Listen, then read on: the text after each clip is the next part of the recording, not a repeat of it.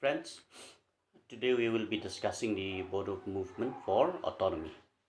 At the very outset, I must uh, you know, introduce you to this particular topic by telling you what actually I intend to do in this particular lecture. The first thing that I would try to do is to, uh, first of all, introduce you to what is the Bodo movement, how is it different from the other movements. And second is, in order to be able to understand the Bodo movement, I will also try to locate to you the question of who are the Bodos, what is their distinct culture, and what is the growth of their distinct culture, identity formation, and especially ethnic identity. So before we go into who are the Bodos, I would like to introduce you to the fact that India is a country with immense ethnic diversity, and therefore this often generates some of the most challenging situation of in governance.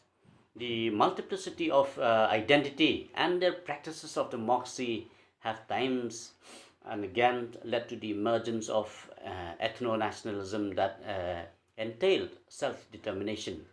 In most instances, we have seen that there is politics of rising ethnic assertion, and in all this, it is the Indian federalism which has played decisive role in resolving many of the critical issues. Institutional arrangements provided by the Indian constitutional structures are very have very often shown their magnanimity uh, to actually accommodate recognition of ethnic determination.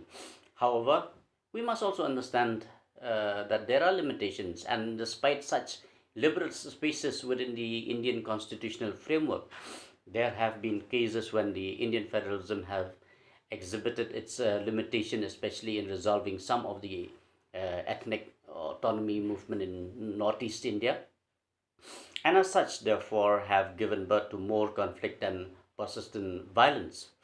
The Bodo movement, the Bodo movement for autonomy is one of such cases where the institutional mechanism of the Indian federalism has been challenged time and again, despite various efforts by the Indian government to once and for all resolve this particular demand of the Bodos of Assam. The most recent efforts leading to the creation of the Bodoland Territorial Council is one of such experiments that testifies the broadness of Indian constitutional framework to find solutions to problems posed by this dynamism of the Indian democracy. The new institutional arrangements also, indicate the limit of, the territorial administration when groups are intermixed and they coexist with each other. So therefore, in this particular lecture, I will try to look at, as I said, the Bodo movement for autonomy through the historical context of their identity formation.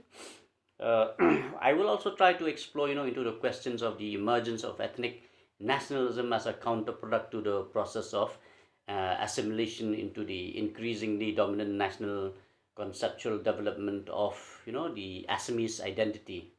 Then I think in order to be able to complete my lecture, I will also discuss, the chronicles of the phases of the Bodo movement, placing each institutional approach into the changing context of the Bodoland aspirations. However, as I said from the beginning, giving all these lectures in one go, it is difficult because it is particularly difficult because uploading the videos into YouTube is a difficult task. So I'll try to give you a lecture of about half an hour or a little more than that to first of all locate the Bodo identity, especially the historical development of who the Bodos are and how they have migrated to these areas and how they have actually gradually evolved into one of the most dominant tribal groups in Assam. So, at a very so therefore, the question is, who are the Bodos, and how have they, gradually developed into a distinct identity, and also into one of the most dominant tribes in Assam. The Bodos, are the most, we all know that the Bodos are the most numerous single tribe of Assam, and today they comprise of about 37% of the total tribal population of the state. Of course, they are Tibeto-Burman speaking Mongoloid ethnic group, whose origin is said to have traced to the highlands of West China. The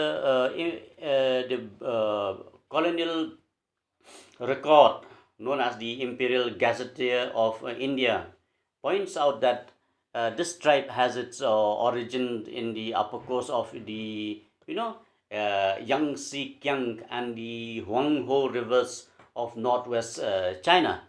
This is one of the record that locate the origins of the Bodos. Some scholars, however, believe that the Bodos migrated from the what what was known as the Bot country, while many, like T.C. Hugson's, G.A. Grayson, they argued that the generic term of Bodo primarily denote nothing but their original inhabitant, that they are Sino-Tibetan, and therefore this is nothing but it relates to the language that they speak rather than the race. After Hodgson's, the word Boro and Bodo have been synonymously used to denote the aboriginal race group that had their royal kingdom, the rich ancestry, the distinct culture prior to the arrival of the Ahom in Brahmaputra Valley of Assam. Today, although both the terms are accepted by members of the community, we all know that Bodo is a more accepted term, especially in the pursuit for political movement for self-determination. And throughout the Bodo movement, we have always heard the term Bodo and less of Boro. Of course, there are reasons for this. There are historical context to all these. But again, going back to the British ethnographers like S. Endel. S. Endel believe that there are two waves of migration of Bodos from north and northeast into the rich valley of Brahmaputra. While there are those who have entered northeast Bengal and West Assam through the valley of Testa, Dharla, Songkosh, and they founded the powerful kingdom of Kamrup.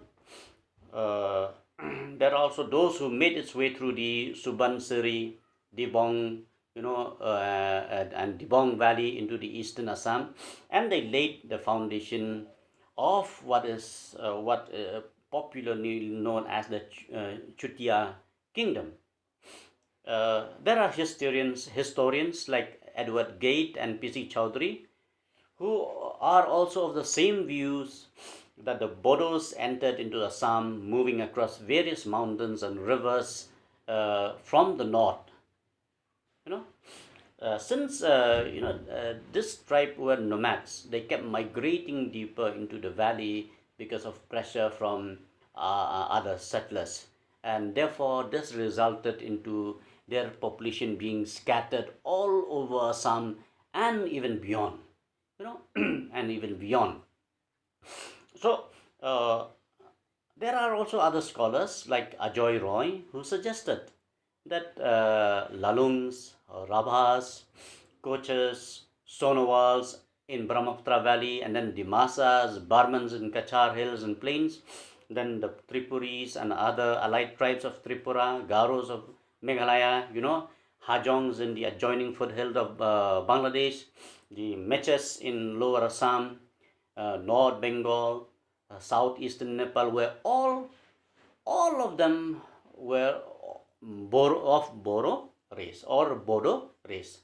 And in course of time, because they were dispersed and spread across the various part of the large landscape of Assam, you know, their language, their custom, their culture also became varied. You know, they differ from one region to the other region. You know, to some extent, even their physical features, you know, started showing different features. You know, they started to differ. Uh,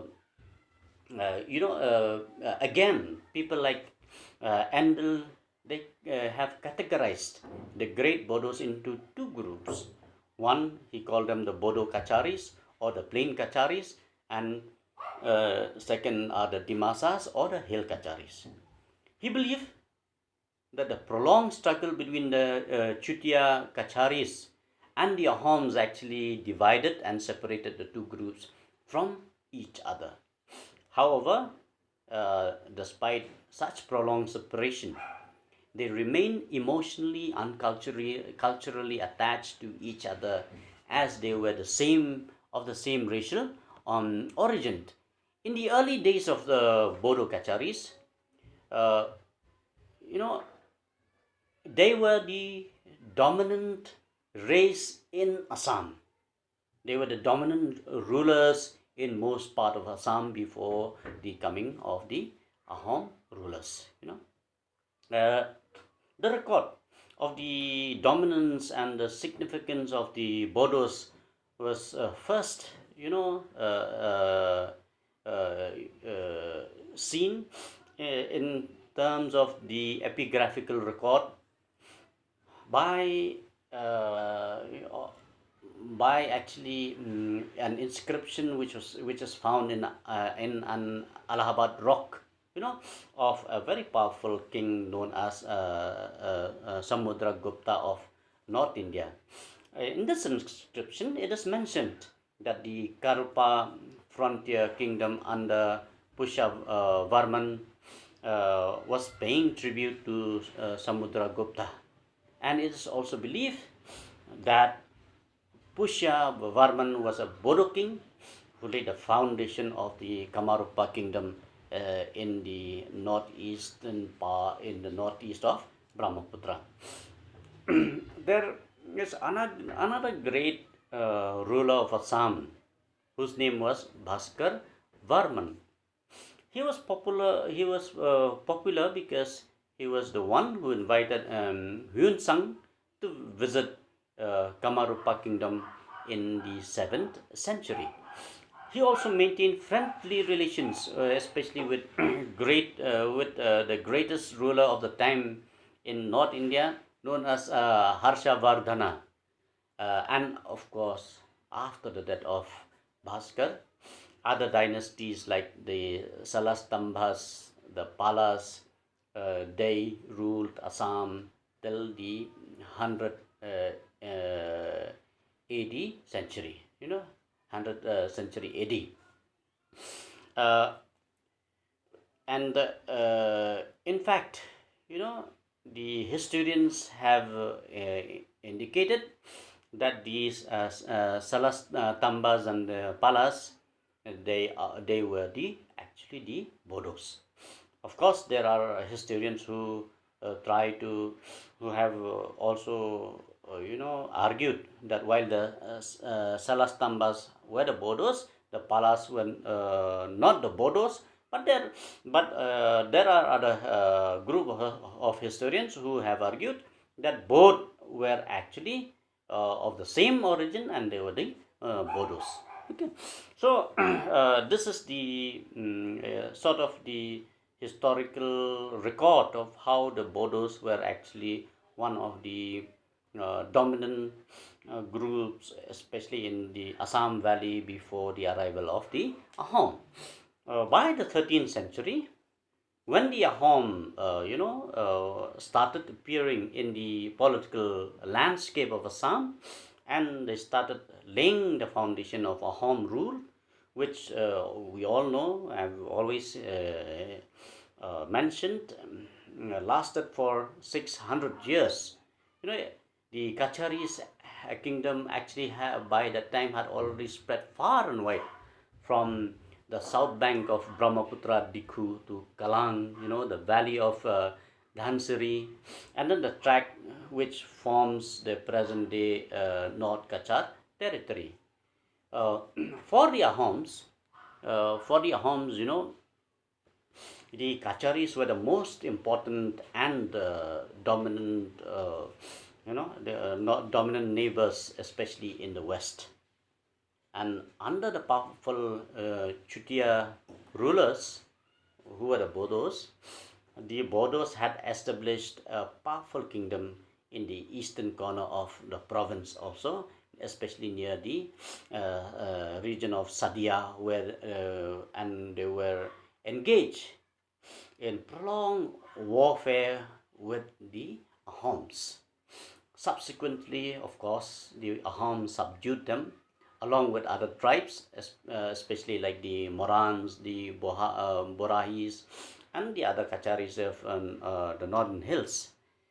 In 1490s, in 1490 AD, the Kacharis, for once, they even defeated the Ahom king, known as Sudangpa, which then made this powerful empire realize the significance of having a congenial, a good relationship, and maintaining a very maintaining good relationship with the Bodo community, with the Bodo kings, especially in their neighborhood. So in many ways, therefore, you can say that the Ahom learned to handle their turbulent neighbors with great wisdom after this first event of having been defeated, by the Kacharis. The Ahom then, of course, later defeated the Kacharis in 1531, and their capital, Dimapur, was annexed by the Ahom rulers. Therefore, the Kacharis, because of this particular event, they removed their capital from they had to remove their capital from Dimapur to Maibong in the present day North Kachar, and gradually they also moved it to Kaspur, and made Kachar Valley the ultimate seat of the Bodo royal power. From that time onwards, after they have moved their capital to Kaspur, they were able to retain their hold in some pockets, but in many pockets the Kacharis king were reduced to feudatory chiefs. It means into being feudal chiefs, and and of course in some territories where they had control, where they had their hold, especially in areas like the the tracts of Kupli Valley near the border of present-day Giant Hills. The Bodos, they controlled the area till the beginning of the 19th century. However, during the reign of the Kamalaswar Singha in the 19th century, the Kacharis and the Mauryaas, they attacked the Ahoms near Raha, as I said, in Kupli Valley. So this indicated that despite Ahom subjugation, the Kacharis had been in control of some territories in the fringe of the Ahom kingdom. They constantly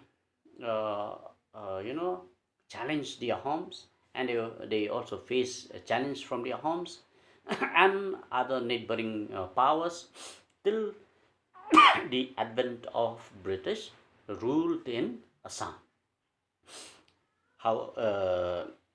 And this is actually the history. This is actually the way in which the Bodos have encountered their own history. They have encountered their own contradictions from one period into another, period. However, despite all these, you can say that what is significant for us to understand is that from that nomadic tribe, from that nomadic tribes which migrated from the northwest of China into the present day, into the present day location in two regions. The Bodos have therefore constantly made effort, or they have succeeded, especially in their process of formation of their own national identity, in their own ethnic identity, and also therefore it is important for us to understand that in all this they were able to historically indicate to the British on their arrival that they are not any nomadic tribe that can be taken for granted, but rather they are by the time of the arrival of Britishers and during the British reign, they were already they were already having their own as I said, ethnic identity, and the process of formation of that ethnic identity into a national identity was already taking place. So as I said earlier, they constantly face the challenge of the Homs and other neighboring powers until till the advent of the British rule. So eventually, because of so many things, because of so many constraints, so many difficulties, I am not going to go into all that. Actually, it's not my purpose to discuss history here, but anyway, just to start locating this Bodo movement. Eventually the Bodo kingdom, they disintegrated, particularly in two parts during the rule of a person, king known as Govinda Chandra Narayan. So one part went under the rule of Govinda Chandra Narayan, and the other, comprising the northern and the central portion of the kingdom, came under the rule of Tularam Senapati, who was then helped by the British, especially to be able to retain his dominance. To cut the story short, on April 24th, 1830, Govinda Chandra was murdered, and his kingdom was temporarily placed under Lieutenant Fisher, who acted then as a magistrate and a collector. Finally, the plains of Bodo kingdom of Kachar was annexed by the British, and it was placed under the governor in council. Okay, when the region is placed under the governor in council, we all know that this region is placed under special category.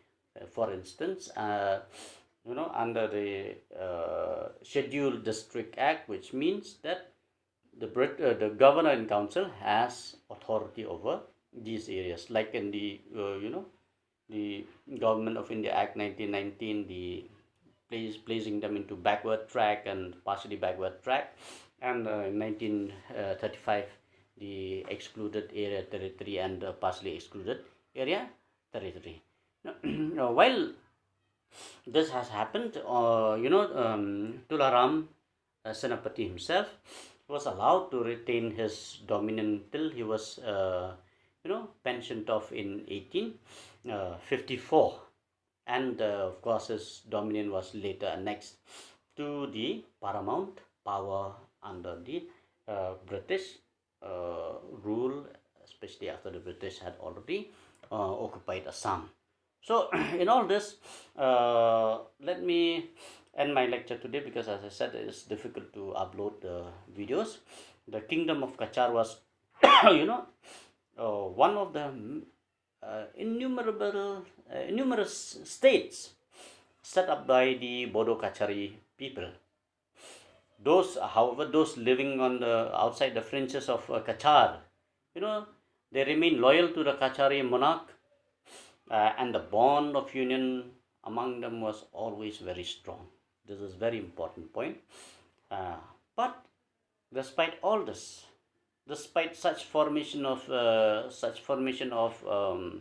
Bodo identity emerging gradually, gaining ground, uh, despite the fact that the Bodos had already emerged into a group of people who has the capacity to develop, to bring about the formation of statehood, kingdom, a territory, and so on and so forth. And there was a sense of emotional attachment, national affiliation, so you can say, with the whole conglomerate of Bodo rulers, Bodo groups, and so on and so forth. Yet there was no record yet of any attempt of the scattered kacharis to fuse into a political unit. That is basically, by saying that, I basically mean that when the Bodos have already spread into various regions, they have formed into different identities, like the Rabahas, the Lalungs, the Hajongs, the Garos, the Tripuris, Dimasas, and so on and so forth. All these communities never for once had come together to form, to to fuse among themselves any political unit. Yet the Bodos of the Assam plains, especially of the Brahmaputra valley, and the Bodo Kachari, especially dominating the Kachar plains and the Kachar hills, have always had, as I said, those historically they have always had those relationship, emotional attachment among themselves, and those living on other regions of Assam, while they never attempted to transfer their allegiance to the Kachari king, whether it was in Dimapur or Kaspur, from their Ahom monarch. Yet, as I said, after the coming of the Britishers, especially after by the time of the formalization, bringing formal administration in the Assam valleys by the British, the Bodos also started, realizing that it was important for them to come together. Whoever was left, they started articulating that Bodo identity, the Bodo culture, the pride of being Bodo is important for them. And that is why, immediately when the British was leaving India, the Bodo started asserting their own political right. And after the British left India, left this region, left the subcontinent, the Bodo started forming the Bodo Sahitya Academy, and therefore through these important bodies, especially later in 1956 and 1963, 67, and so on and so forth, with the formation of the All Bodo Assam Student Union, the assertion for Bodo autonomy started, and that